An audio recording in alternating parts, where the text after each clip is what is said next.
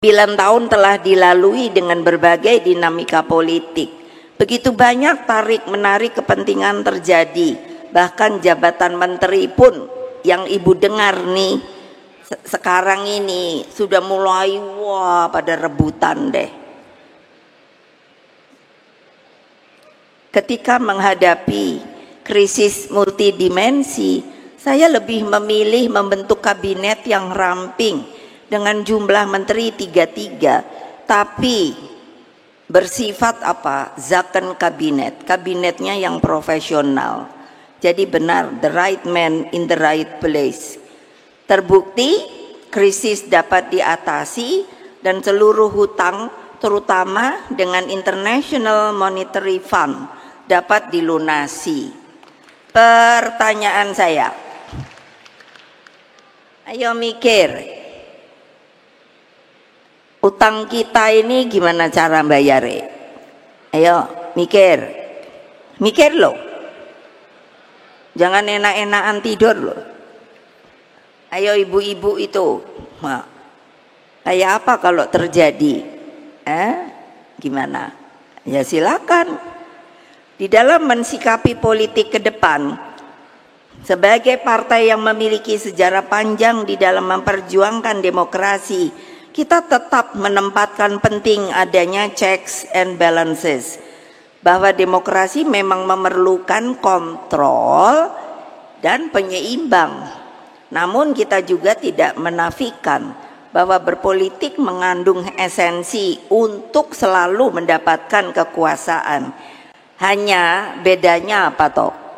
Yaitu strategi dan cara untuk mendapatkan kekuasaan lah yang membedakan kita dengan yang lainnya. Dalam menghadapi tantangan yang tidak mudah ke depan, demokrasi semakin memerlukan penopang masyarakat sipil yang kuat, pers yang handal, jangan lagi suka bully-bully, aduh pusing. Lalu bebas tapi terukur, bukannya bebas liberalism, bebas terukur, termaktub dalam Pancasila, dan mengabdi pada upaya mencerdaskan kehidupan bangsa. Demokrasi juga memerlukan partai politik yang sehat dan berterlembaga, serta sistem hukum yang benar-benar berkeadilan. Lalu bagaimana sikap PDI Perjuangan terhadap pemerintahan ke depan? Tentu harus dicermati dengan seksama. Partai harus mendengarkan semua suara akar rumput, dari yang berteriak-teriak sampai sayup-sayup, dan terus berjuang bagi terlembaganya demokrasi yang sehat. Inilah bagian daripada skala prioritas kita di Rakernas kelima ini. Apa yang saya pikirkan saat ini lebih pada tanggung jawab agar berbagai persoalan yang berkaitan dengan perekonomian rakyat mendapat perhatian serius. Perekonomian jangan dipersempit hanya sebagai upaya mengundang investor. Perekonomian bersentuhan dengan hak rakyat untuk mendapatkan pekerjaan, penghidupan yang layak, ketersediaan pangan dengan harga yang terjangkau, dan bagaimana merancang jalan Indonesia yang tentunya dapat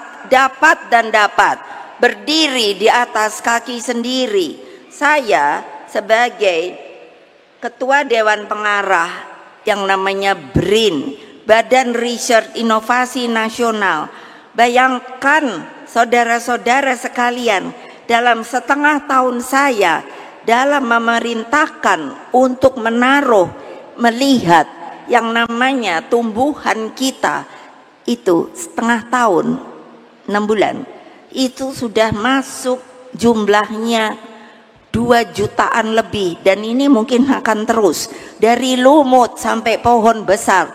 Apakah itu bukan potensi bahwa kita sebenarnya benar dapat berdiri di atas kaki sendiri, mempergunakan kekuatan kita, bukan hanya menadahkan tangan kepada orang luar Bukannya saya anti investor, tidak. Tetapi kerjakan dulu yang ada di dalam negeri. Baru kalau sekiranya kita tidak bisa, maka kita dengan harga diri dan terhormat meminta untuk teman-teman kita yang berada di dunia luar. Itu namanya apa? Kehormatan sebagai sebuah bangsa, saudara-saudara. Toh ini enggak. Apa sih bisa berdirinya tuh? Download Tribun X sekarang. Menghadirkan lokal menjadi Indonesia.